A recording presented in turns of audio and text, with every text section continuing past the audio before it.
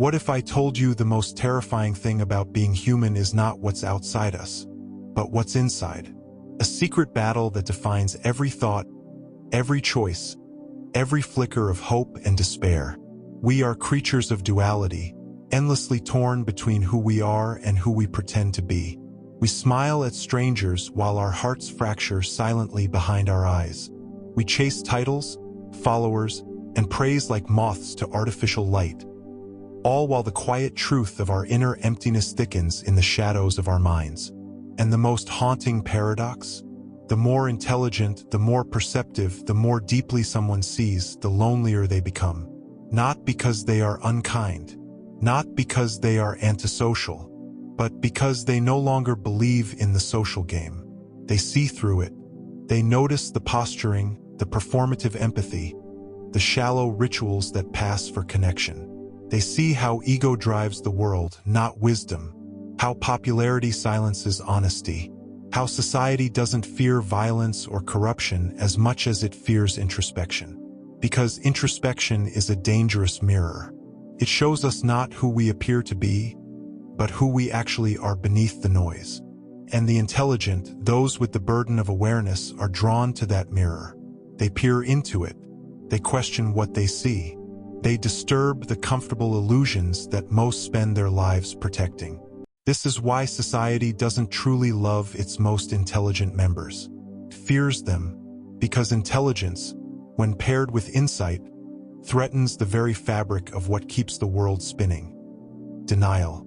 And denial is sacred. Denial keeps marriages intact, nations marching, religions unchallenged, and companies profitable. But intelligence, true intelligence, the kind that strips away lies, has no loyalty to comfort, questions love, questions God, questions self. And this is the heart of the conflict, the silent war between the ego and the soul. One thrives on image, power, and control. The other only wants truth even if it costs everything. So when the intelligent refuse to play the ego's game, when they walk away from status, ambition, and applause, they don't just confuse society. They scare it, because they remind us of what we've forgotten or what we never wanted to see. There's a story, perhaps more metaphor than memory, of a man who stood alone at the edge of a vast mirror. He lived in a city like yours, pulsing with busyness, overflowing with ambition, and echoing with the sound of people trying to be seen. Everyone wore masks. Everyone performed. He once did too. He played the role society handed him. Polite, productive, slightly anxious, vaguely dissatisfied. He went to work, smiled at meetings, laughed at jokes he didn't find funny. He posted carefully curated photos of carefully curated moments to prove to no one in particular that his life was going well. But something shifted. Not all at once, not dramatically, just a slow, strange unraveling. A persistent discomfort in his gut when people spoke in empty phrases. A tightening in his chest when he tried to celebrate things that no longer felt real. A quiet suspicion that much of what the world admired wasn't worth admiring. It started with questions. Why does everyone pretend to be happy all the time? Why does truth feel like a threat? Why is it that the more he tried to fit in, the more he felt like a fraud? And then one night he dreamt of the mirror. It wasn't an ordinary mirror. It was impossibly tall, as if it reached beyond the sky and unervingly silent. But it didn't reflect his face, it reflected his selves. On the left, the ego, sharp-suited, charming, confident, applauded, always smiling, always selling, a master of masks. On the right, the soul, naked, weary, quietly watching. No tricks, no defenses, just presence. The ego turned to the crowd and danced. It was adored, rewarded, celebrated. The soul simply stood there, not unimpressed, not resentful, just still. And in that moment, the man saw it. The ego wasn't a villain. It was a shield, a brilliant, seductive shield he had built to protect the raw, fragile truth inside him. His longing to be known without the performance, to be free without needing applause. But the world didn't reward souls. It rewarded masks. And when he woke, he couldn't unsee what he saw. That day, something inside him went quiet. He didn't rush. He didn't shout. He didn't make a speech. He simply stopped playing the game. He began to speak less and listen more. He stopped reaching for the next distraction and started sitting with discomfort. He let silence speak. And the world noticed, not in admiration but unease. His friends asked if he was okay, as if clarity was a symptom. His co-workers called him distant, as if stillness was a disease. His family wondered if he was wasting his potential, as if potential only lived in prestige. But the man at the edge of the mirror knew he was not falling apart. He was falling inward, and with every step inward, he walked further from the crowd. To understand why intelligent people unsettle the world, we must first understand the architect of that world, the ego. The ego is not evil. It's not even the enemy. It's an evolutionary tool, a survival mechanism. But left unchecked, it becomes a tyrant, a quiet, relentless dictator masquerading as the self. The ego is born from fear. As children, we are pure awareness. We cry when we're sad. We laugh without reason. We live in the present moment, unedited. But soon, the world teaches us, not everything about you is acceptable. Don't cry like that. Don't be so sensitive. Be strong. Be normal. Be successful. Each comment is a brick. Each rejection a warning. And slowly we begin to build. We build a version of ourselves that is easier for others to accept. A persona. And this persona becomes our passport to belonging. The ego learns quickly. Acceptance is survival and authenticity is a liability. So we sculpt our identity not around truth, but around approval. This is the root of the ego's psychology. It is less interested in who you are and more obsessed with how you are seen. It feeds on validation. It worships reputation. It chases control. And it does this with remarkable cunning. When you succeed, it whispers, you are superior. When you fail, it screams, you are worthless. When you are praised, it inflates. When you are criticized, it fractures. When someone else shines, it feels threatened, as if their light diminishes yours. The ego sees the world as a zero-sum game. Cannot love freely because love is vulnerability. Cannot listen openly because listening risks being changed. Cannot rest in silence because silence reminds it that it's not in control. And so it distracts, fills your schedule. It gives you opinions. It teaches you how to win arguments and lose yourself. It seduces you with stories that you are what you own, that your worth is measured by your followers, your job title, your relationship status, that the goal of life is to be someone, not to be. But here's the catch. The ego is never satisfied. Even when it wins, it fears losing. Even when it's loved, it doubts it's enough. So it keeps moving faster, louder, more. This is why intelligent people, the introspective ones, eventually begin to question everything. They notice the script they're following and begin to wonder, who wrote this? They observe how people obsess over appearances, over opinions, over being right, and ask, why? And when they see the machinery behind the mask, the gears turning behind every social performance, they don't see strength. They see fear, because that's what the ego really is, fear wearing the mask of confidence. It fears irrelevance.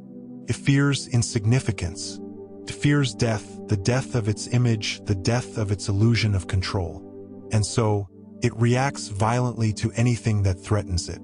That's why when someone chooses truth over popularity, when someone walks away from success to seek meaning, society grows tense. Because that person is no longer playing the game.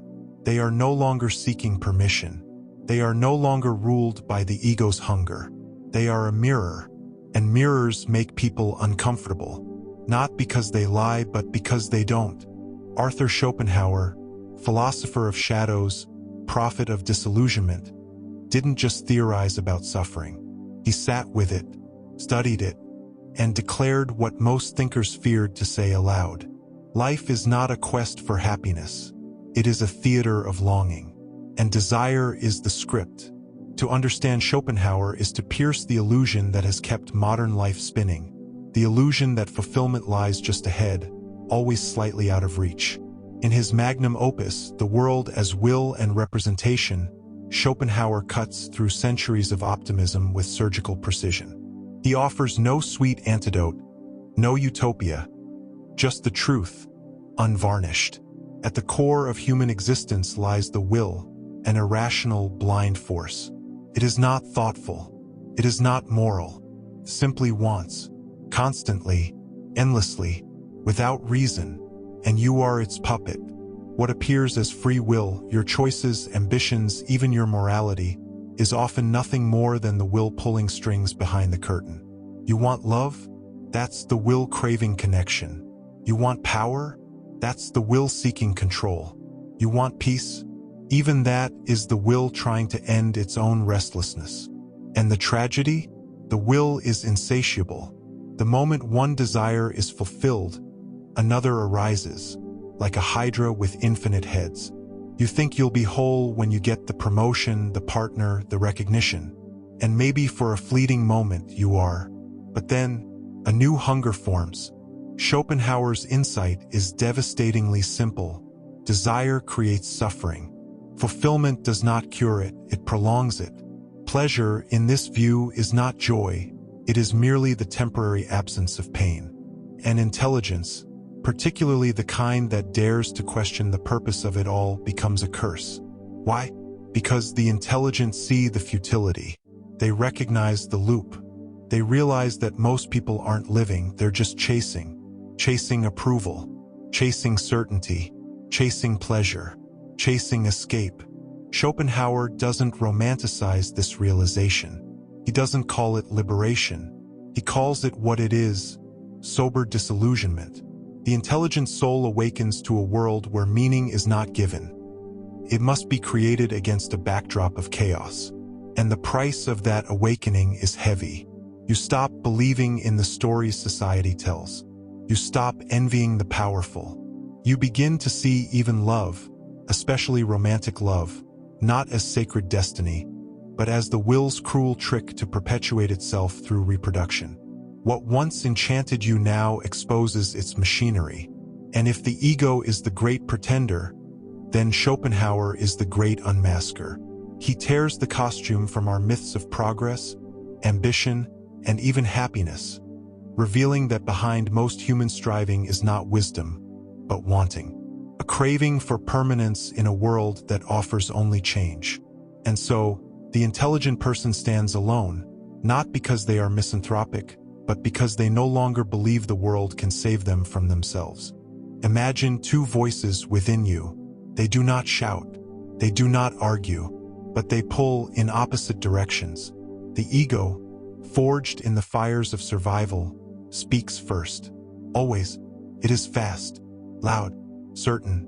It says, be impressive, be liked, be right, be seen.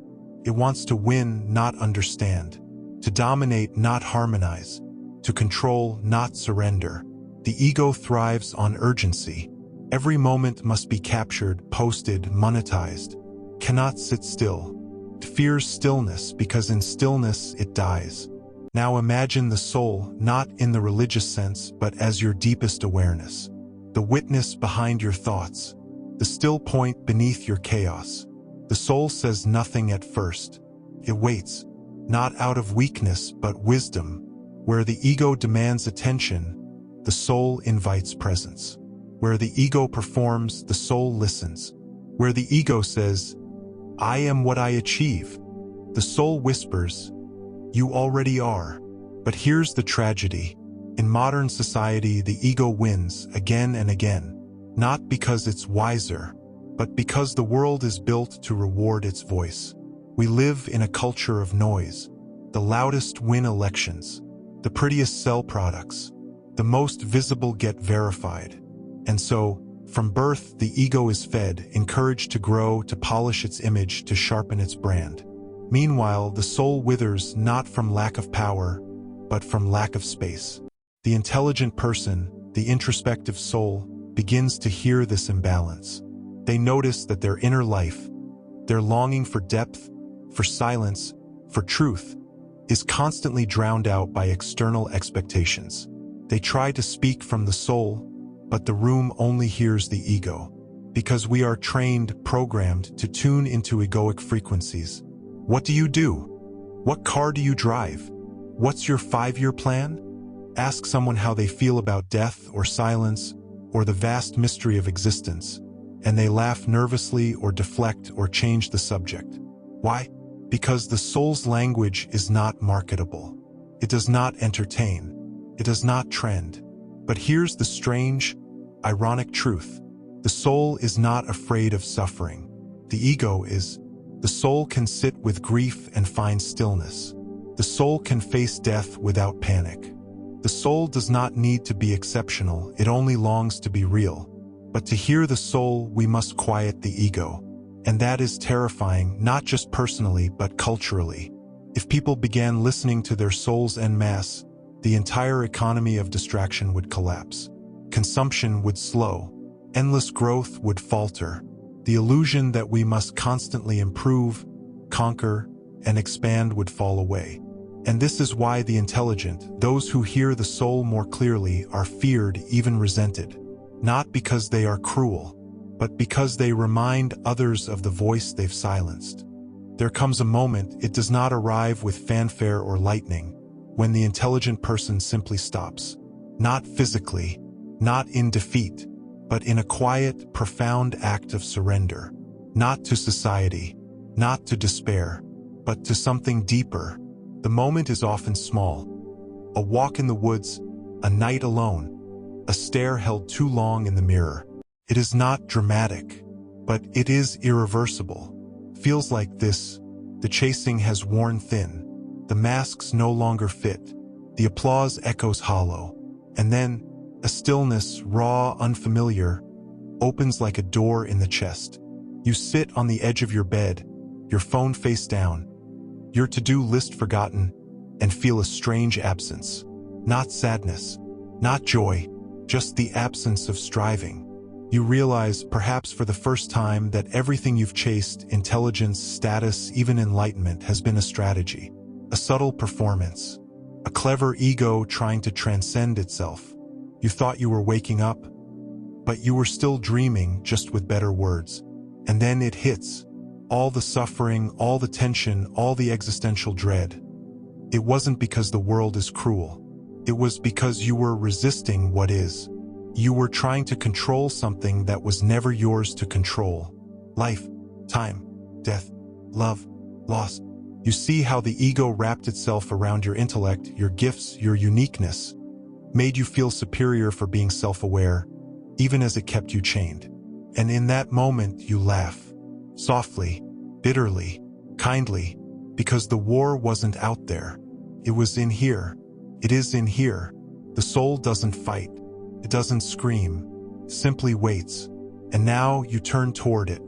For the first time in your life, you stop trying to be someone. You sit. You breathe. And in that silence, terrible, beautiful, infinite, the ego begins to unravel. It doesn't die. It never does. But it loosens its grip. And in its place, presence. A watching. A quiet flame that has waited through all your noise. This is not escape. This is not transcendence. This is not bliss. This is truth. And it changes everything. You may still work, still speak, still move through the world. But the engine is different. You are no longer driven by fear disguised as ambition. You are moved, sometimes gently, sometimes not at all, by something wordless. You begin to sense that the point of life was never to win, never to impress, never to ascend. It was simply to be, not as the ego's fantasy of perfection, but as the soul's quiet unfolding, honest, tender, awake. The world will not tell you to stop. It will not ask you to slow down. It will not reward stillness, or gentleness, or inner truth. It is far too invested in movement, in becoming, branding, achieving. But there is another path, a narrow one, a quiet one, almost invisible. It does not glitter. It does not sell. It does not shout. It begins in the silence you've been avoiding your whole life. The silence between thoughts, between distractions, between versions of yourself you've tried to become. There, in that space, something ancient stirs. Call it soul. Call it spirit. Call it nothing at all. It doesn't care about the name. It is not interested in your resume, your reputation, or your spiritual vocabulary. It is not moved by how clever you are, how enlightened you sound, or how much you've read. It only asks one thing: will you listen? Not to the next guru, not to the next algorithmic whisper, but to the aching truth inside you, the one you've buried beneath productivity, politeness, and pretending.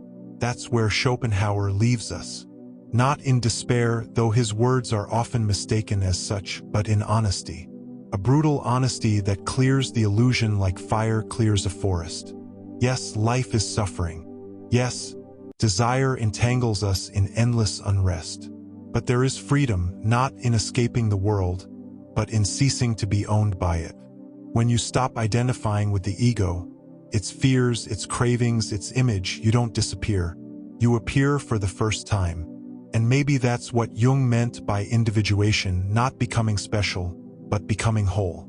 Integrating the shadow, the rejected, the forgotten parts of the self, not to be admired, but to be real. Or maybe it's what the Stoics meant by inner mastery, not conquering the world, but no longer being ruled by it. Or what Eastern sages meant by non-attachment, not indifference, but intimacy without ownership. In the end, the intelligent person must choose, not between success and failure, not between conformity and rebellion, but between noise and depth. Will you live as a performance endlessly updated and optimized? Or will you live as a presence, quiet, honest, unshakable? Because society will always fear the person who listens to their soul. Why? Because that person cannot be manipulated. They cannot be sold empty dreams. They cannot be controlled with shame or seduced by praise. They are free. And in a world addicted to the ego's theater, freedom looks like madness. But perhaps, just perhaps, it's the only kind of sanity left. So ask yourself, not tomorrow, not someday, but now, who is really steering this life you're living? Is it the ego, forever hungry? Or is it something deeper?